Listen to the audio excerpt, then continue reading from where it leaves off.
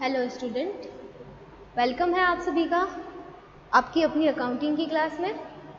तो देखिए, हमारा टॉपिक चल रहा है concept and scope of supply, जिसमें अब तक हमने 3 टॉपिक पढ़ लिए हैं। ठीक है, जिसमें हमने पढ़ा कंटेंट ऑफ सप्लाई, फिर इसके बाद में हमने पढ़ा था activities without consideration treated as supply. ठीक है, फिर हमने पढ़ा था एक्टिविटीज़ और transaction treated as a supply of goods and services. ठीक है, आज हम उसका नेक्स्ट पढ़ रहे हैं पॉइंट नंबर 4। ठीक है, पॉइंट नंबर 4 में आपके आ जाएगा कि कुछ जो एक्टिविटीज़ और ट्रांजेक्शन होते हैं। ठीक है, पॉइंट नंबर 4 में आपके आ जाएगा activities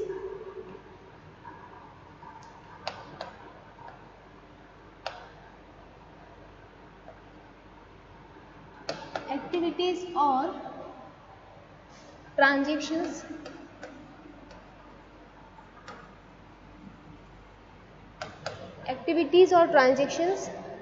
which shall be neither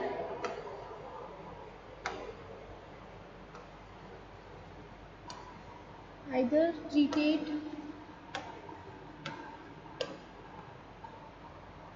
as supply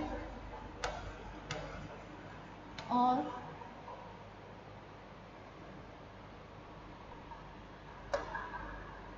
neither treated as supply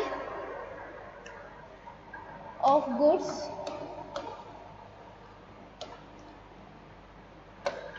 nor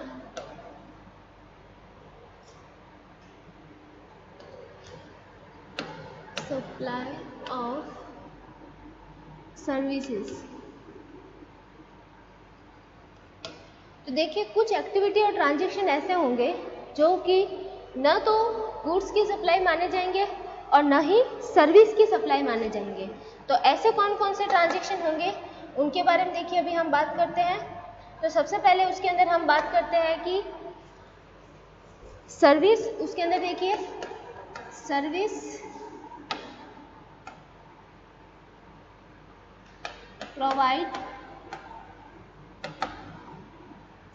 provide by an employ.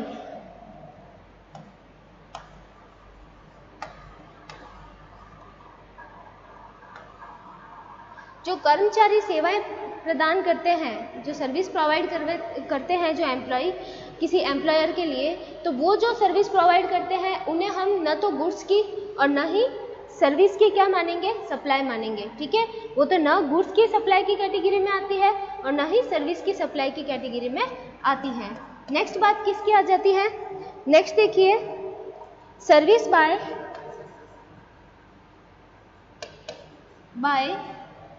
Court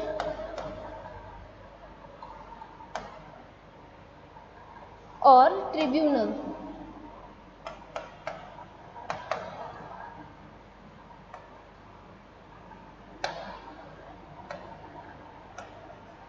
जो कोर्ट और ट्रिब्यूनल होता है, उसने अगर कोई सर्विस प्रोवाइड करवाई है तो वो भी इस कैटेगरी में नहीं आएगी, न तो गुड्स की कैटेगरी में और न ही सर्विसेज की सप्लाई की कैटेगरी में आएगी। ठीक है, तो सर्विस प्रोवाइड बाय कोर्ट और ट्रिब्यूनल ये भी इसमें नहीं आएंगे।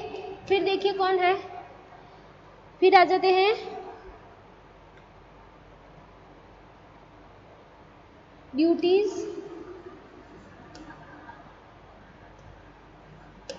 ड्यूटीज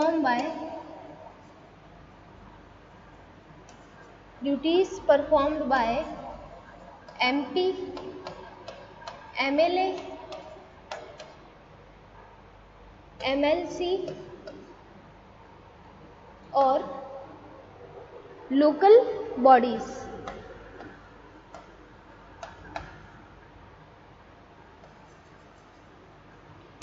तो देखिए, जो ड्यूटी दी जाती है कोई MP, MLA या फिर MLC के थ्रू या कोई लोकल बॉडी है जो क्या दे रही है, ड्यूटीज दे रही है, तो वो भी क्या नहीं मानी जाएगी, सप्लाई नहीं मानी जाएगी गुड्स की या फिर सर्विस की। ठीक है, फिर बात करते हैं नेक्स्ट, फिर देखते हैं ड्यूटीज नेक्स्ट पॉइंट में आ जाएगा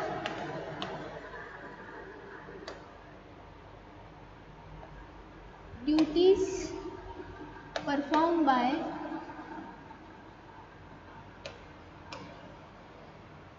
performed as CEO or director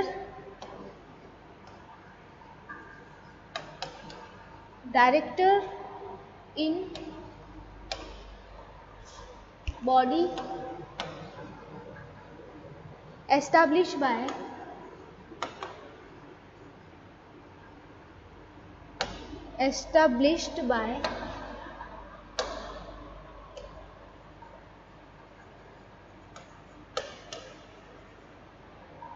central government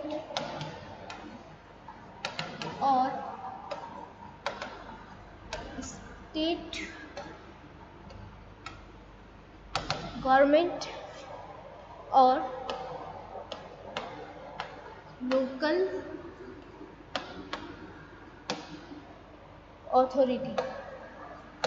तो देखिए, अगर कोई पर्सन ऐसा है जो कि CEO है या डायरेक्टर है, किसके अंदर सेंट्रल गवर्नमेंट या स्टेट गवर्नमेंट या लोकल अथॉरिटी के थ्रू कोई जो बॉडी एस्टैब्लिश की गई है, कोई कंपनी या कोई कॉरपोरेट बनाया गया है, तो उसके अंदर अगर कोई CEO या एज ए डायरेक्टर अपनी ड्यूटी परफॉर्म करता है तो वो न तो सर्विस की और न ही गुड्स की सप्लाई की कैटेगरी में आएगी। लेकिन यहाँ पे आपको ये सेंट्रल गवर्नमेंट और स्टेट गवर्नमेंट और लोकल अथॉरिटी के थ्रू बनाया गया क्या होना चाहिए, वो बॉडी होना चाहिए। ठीक है, ऐसा नहीं है बाकी दूसरी किसी कंपनी में या दूसरे किसी जो बिजनेस या जो कॉरपोरेट है उसके अंदर अगर वो करते हैं CEO या डायरेक्टर के रूप में अपनी ड्यूटी परफॉर्म, तो वो आपके सर्विस की कैटेगरी में आएगा। ठीक है, वो आपके उसमें सप्लाई की कैटेगरी में आएगा। नेक्स्ट देखते हैं। इसके बाद देखिए नेक्स्ट पॉइंट आ जाएगा हमारे पास में। नेक्स्ट हम लिखते हैं सर्विस ऑफ द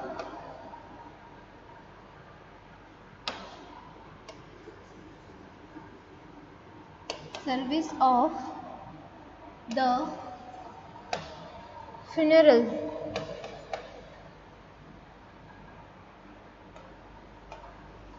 ये अंतिम संस्कार से संबंधित जो भी सेवाएं होती हैं, ठीक है, जैसे कि अंतिम संस्कार करना, जलाना, दफनाना, ठीक है, जो डिसीज़ होते हैं उनकी जो ट्रांसपोर्टेशन की जो एम्बुलेंस की फैसिलिटी होती है, तो वो जो प्रोवाइड की जाती है वो सर्विस, वो ना तो गुड्स की कैटेगरी में आती है और ना ही सर्विस की कैटेगरी में आती है, इसलिए इन्हें सप्लाई नहीं माना जाता है। ठीक है, फिर देखिए नेक्स्ट इसके अंदर आ जाता है sale of land and building. ठीक है, लैंड और बिल्डिंग जो कि क्या लिखा हुआ है शेड्यूल सेकेंड के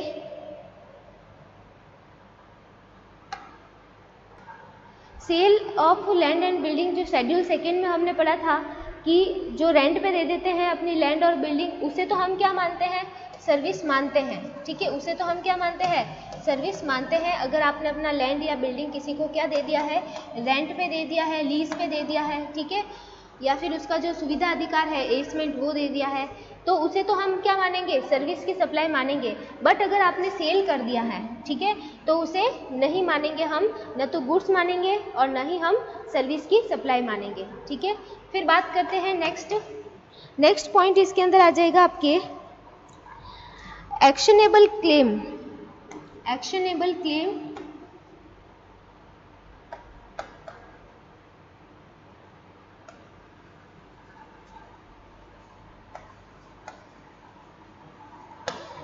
actionable claims other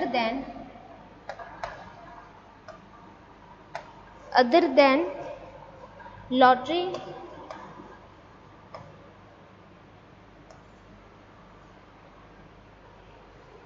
betting and gambling।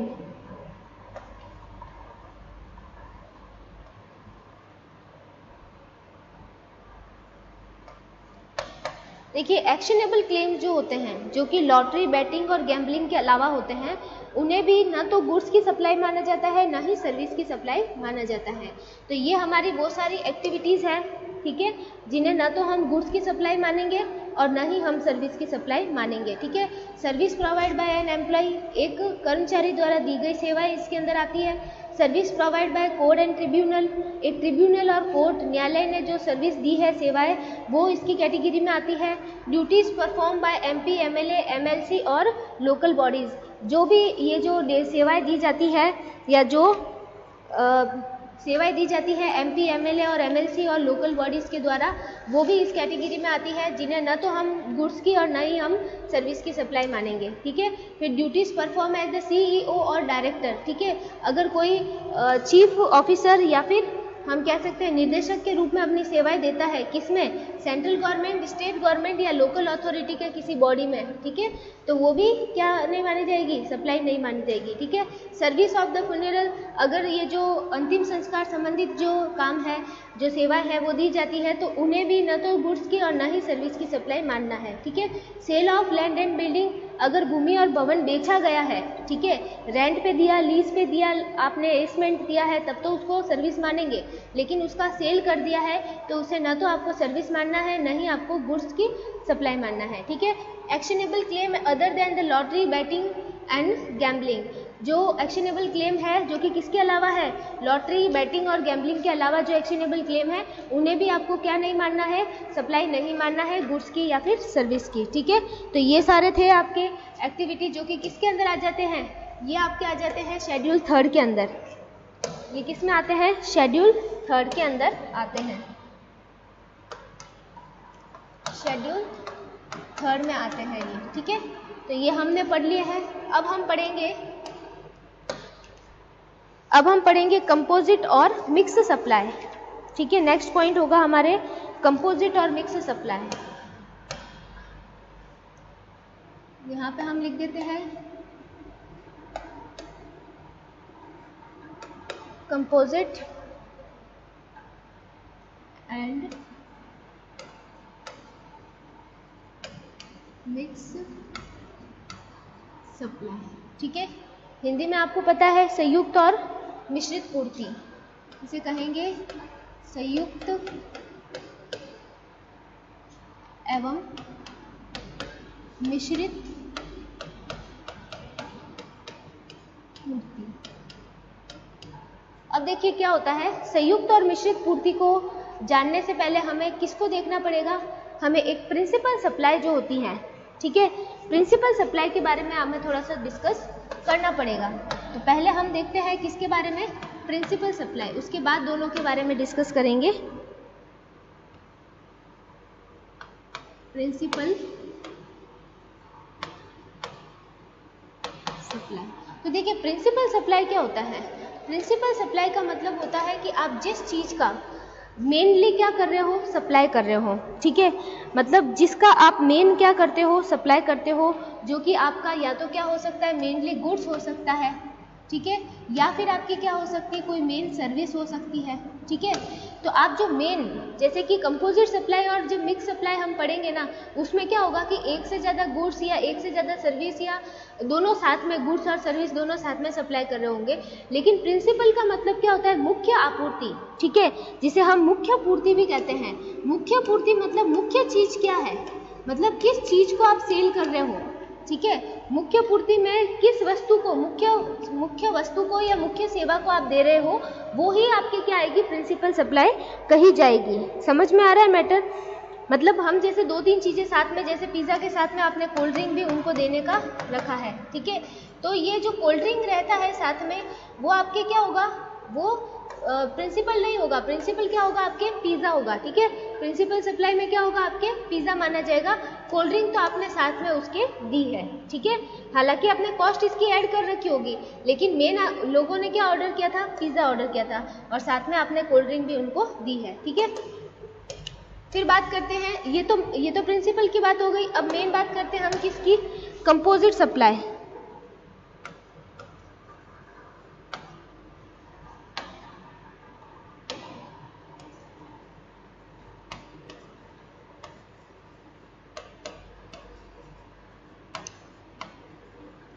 Composite supply में क्या होता है पता है? कंपोजिट सप्लाई में एक से ज़्यादा जो चीज़ें होती है, एक से ज़्यादा गुड्स या एक से ज़्यादा जो सर्विस होती है, उनकी सप्लाई दी जाती है। इसको हम कह सकते हैं मोर देन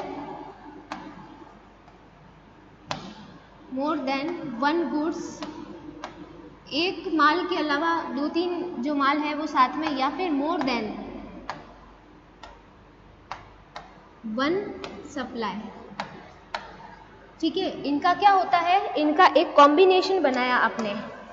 ठीक है, कॉम्बिनेशन आपने बनाया, संयोजन किया आपने। ठीक है, क्या किया? संयोजन किया,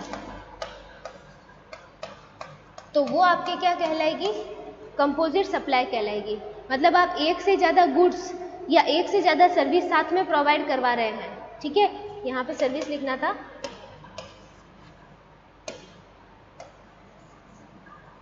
अगर आप एक से ज़्यादा गुड्स या एक से ज़्यादा सर्विस प्रोवाइड साथ में करवा रहे हैं या फिर उनको किसी कॉम्बिनेशन में प्रोवाइड करवा रहे हैं, तो वो आपके क्या कहलाएगी? कंपोजिट सप्लाई कहलाएगी, जिसे हम कहते हैं संयुक्त, जिसे हम क्या कहते हैं? संयुक्त पूर्ति। ठीक है, अब इसमें देखिए कॉम्बिनेशन कैसा बन सकता है वो एक बार हम समझते हैं। तो देखिए इसके अंदर जो कॉम्बिनेशन बन सकता है ना, वो कुछ इस तरीके से बन सकता है। जैसे हम बात करते हैं या तो गुड्स प्लस गुड्स,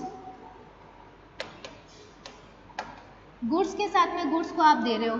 ठीक है, या फिर आप गुड्स के साथ में सर्विस दे रहे हो। ठीक है, या फिर आप सर्विस के साथ में क्या दे रहे हो? गुड्स दे रहे हो। ठीक है, या फिर आप क्या दे रहे हो? सर्विस के साथ में कोई दूसरी सर्विस दे रहे हो। ठीक है, तो ये सारे किसके एग्जाम्पल हैं?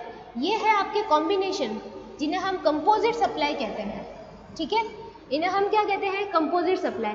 जैसे आपने कोई एक मटेरियल दिया, ठीक है, मैंने पिज़्ज़ा का एग्जाम्पल दिया, पिज़्ज़ा के साथ में आपने कोल्ड ड्रिंक भी दिया, तो वो आपके कंपोजिट सप्लाई की कैटेगरी में आ गई।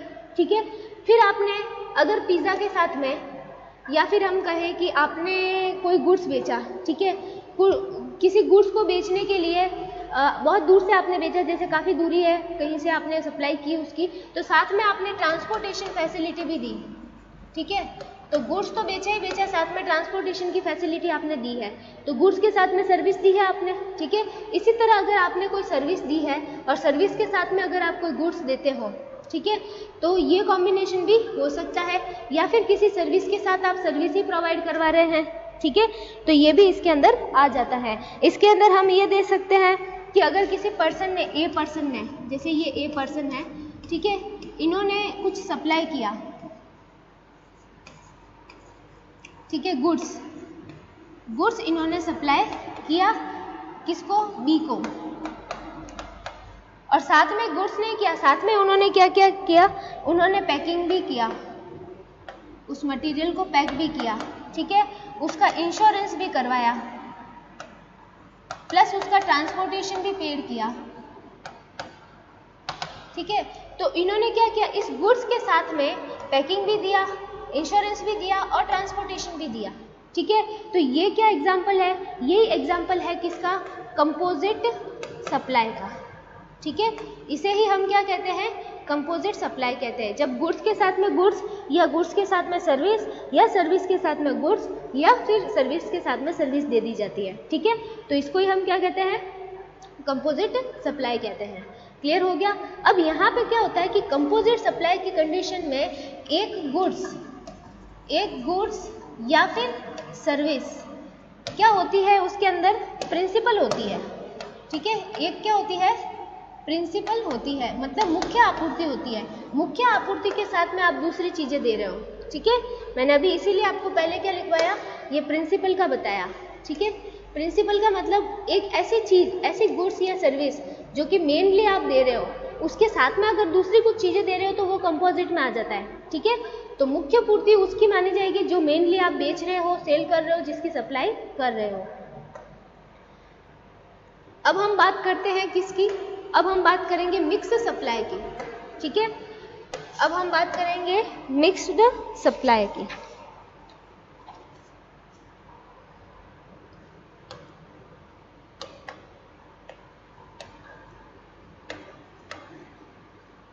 मिक्स्ड सप्लाई को हम क्या कहते हैं?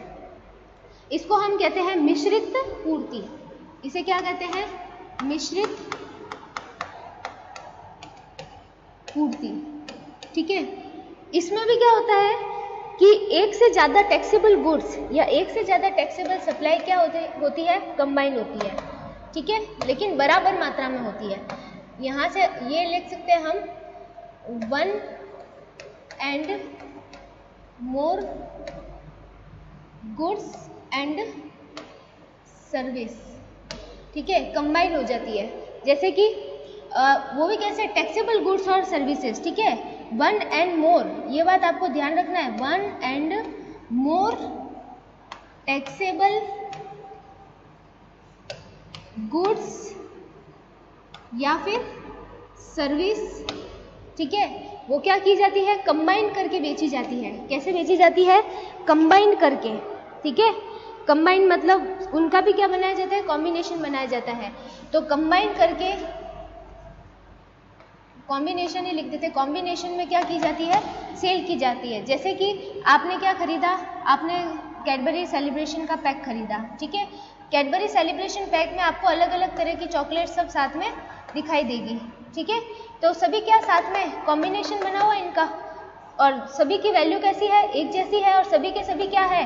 टैक्सेबल है, लेकिन सबको साथ में सेल किया जा रहा है। या फिर आपने दिवाली के लिए एक ड्राई फ्रूट का क्या खरीदा? पैकेट खरीदा। ठीक है, उस ड्राई फ्रूट के पैकेट में 4-5 तरह के ड्राई फ्रूट्स आपके साथ में हैं। ठीक है, तो वो भी किस में आएगा? वो भी मिक्स्ड सप्लाई में ही आएगा, क्योंकि सारे ही ड्राई फ्रूट की वैल्यूज क्या है? टैक्सेबल है। ठीक है, सभी टैक्सेबल ड्राई फ्रूट्स हैं और सबको साथ में कंबाइन करके बेचा जा रहा है, तो इसे क्या कहेंगे? मिक्स्ड सप्लाई कहेंगे। ठीक है, तो ये था कंसेप्ट आपके कंपोजिट सप्लाई और मिक्स सप्लाई का। और अगर इसके साथ में हम क्या एग्जांपल देना चाहे, जैसे कि ये साथ में बराबर की वैल्यू के जो होती है चीज़ें, जैसे मिठाई का जो गिफ्ट पैक आता है, मिठाई का गिफ्ट पैक देखा होगा आपने। ठीक है, उसमें आपके ऐसे कॉलम बने हुए होते हैं, इसमें एक अलग तरह की मिठाई है, इसमें अलग तरह की मिठाई, इसमें अलग तरह की, तो अलग अलग तरह की मिठाई का एक बॉक्स बना लिया जाता है। ठीक है, और मिठाई की सारी मिठाई टैक्सेबल वैल्यू है। ठीक है, सभी टैक्सेबल मिठाई है, तो किसी एक का पूरा डब्बा हो सकता है, या फिर एक डब्बे में सभी मिठाइयाँ थोड़ी थोड़ी हो सकती है। तो अगर एक डब्बे में सभी मिठाइयाँ थोड़ी थोड़ी है, तो इसे हम मिक्स्ड सप्लाई कहेंगे। तो फिर आपको ये लगेगा कि मिक्स्ड सप्लाई में और कंपोजिट सप्लाई में डिफरेंस क्या है। तो देखिए, डिफरेंस ये होता है कि ये जो कंपोजिट सप्लाई होती है ना, इसमें एक प्रिंसिपल सप्लाई होती है। ठीक है, प्रिंसिपल सप्लाई होती है मतलब एक मुख्य पूर्ति होती है, इसमें एक कोई मेन गुड होता है या मेन सर्विस होती है। ठीक है, जिसकी हम क्या कर रहे होते हैं? सप्लाई कर रहे होते हैं, और उसके साथ में एडिशनली हम दूसरी कोई सर्विस या गुड्स दे देते हैं। जैसे कि फॉर एग्जांपल आपने एक गॉगल खरीदा। ठीक है, आपने एक गॉगल खरीदा, आपको गॉगल के साथ में उसका केस मिला। ठीक है, तो गॉगल आपके क्या है? मेन प्रिंसिपल गुड है या मेन प्रिंसिपल सप्लाई कह सकते हैं हम। ठीक है, तो गॉगल आपके क्या है? मेन प्रिंसिपल गुड है, और इसके साथ में आपको उसका जो केस मिला है, जिसके अंदर आप इस गॉगल को क्या करोगे? रखोगे, तो वो वाला जो है वो आपकी क्या कहलाएगा? इसके साथ में दिया गया एडिशनली कहलाएगा। ठीक है, तो इस तरीके का अगर कोई कॉम्बिनेशन बनता है जिसमें एक तो मेन प्रोडक्ट होता है, ठीक है, एक मेन गुड्स होता है या मेन सर्विस होती है, जिसके साथ में दूसरा किसी का क्या बनाया जाता है? कॉम्बिनेशन बनाया जाता है, उसके साथ में दूसरी कोई सर्विस दी जाती है या फिर कोई गुड्स दिया जाता है, तो उसे हम क्या कहते हैं? कंपोजिट कहते हैं। इसमें ध्यान रखना, इसमें एक प्रिंसिपल होता है। ठीक है, एक प्रिंसिपल गुड्स होता है या सप्लाई होती है, जिसके साथ में एडिशनली दूसरा कुछ दिया होता है। और यहाँ पे क्या होता है? मिक्स्ड में कोई प्रिंसिपल नहीं होता है, लगभग सभी के वैल्यूज जो होती है, सभी का जो टैक्सेबल वैल्यू होता है वो क्या होता है? सेम होता है। ठीक है, टैक्सेबल वैल्यू जो होता है वो सेम होता है और उनका कॉम्बिनेशन बनाया जाता है, तो उसे हम क्या कहते हैं? मिक्स्ड सप्लाई कहते हैं। ठीक है, तो ये था आपके ये एक्टिविटी जो हमने शेड्यूल 3 के अकॉर्डिंग देखनी थी वो हमने देखी। इसके बाद में पॉइंट था हमारे कंपोजिट और मिक्स्ड सप्लाई, वो हमने देख लिया है। ठीक है, अब देखिए, अब बचा है आपके एग्जाम्प्टेड सप्लाई, तो वो हम इसके ऊपर एक सेपरेट वीडियो बनाएंगे। ठीक है, एग्जाम्प्टेड सप्लाई कौन कौन सी होती है GST एक्ट के अंदर, तो वो हम अलग से एक बनाएंगे। ठीक है, तो यहाँ तक हमने